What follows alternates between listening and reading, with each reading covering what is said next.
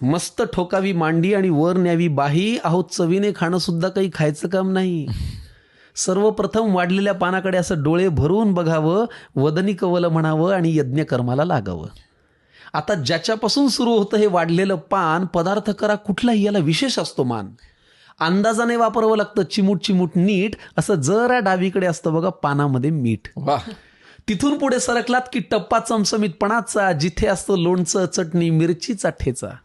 कितीही पथ्य असलं तरी हे खावंसं वाटतंच आणि भल्या भल्या खडकांच्या तोंडाला इथे पाणी सुटतंच. चटण्या म्हणाल तर जवस, कारळ, लसूण, शेंगदाणा, आंबा लिंबाच्या लोणच्याचा चाटावा चवदार बाणा. हा ठेचा आयुष्यात जेवढ्या खाल अनुभवाची साठवण होते, पण ताटातला पोटात जास्त गेला की सकाळी मात्र आठवण होते. क्या बात आहे. आता जिच्यासाठी चाले सगळा प्रपंच, धंदा, नोकरी, पानाच्या अगदी मधोमध ती पोळी आणि भाकरी. गोल गोल गरम गरम अशी आईनेच पानात वाढावी, पापुद्रा काढून आतली खमंग वाफ आपण काढावी.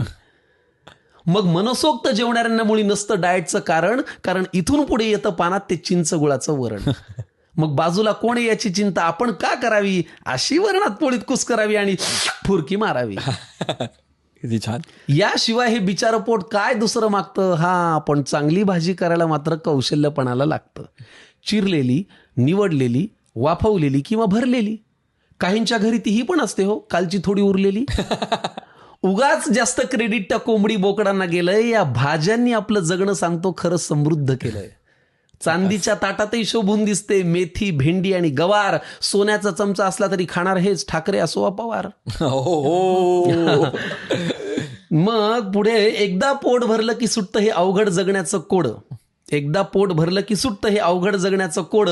पण मन भरायला लागतं ना मंडळी या देहाला गोड.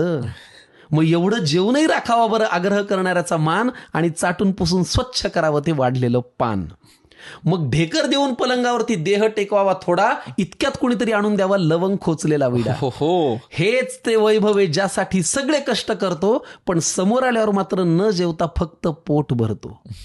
त्यामुळे हे रक्त पिणारं यंत्र तुमचं जरा बाजूला ठेवत जा आणि पानावर जेव्हा बसाल ना मंडळी तेव्हा मन लावून जेवत जा. मग 5वर पंखा करून झोपण्याचं सुख असं सांगून थोडंच कळावं. आणि असंच वाढलेलं पान देवा रोज सगळ्यांना मिळावं. असंच वाढलेलं पान देवा रोज सगळ्यांना मिळावं.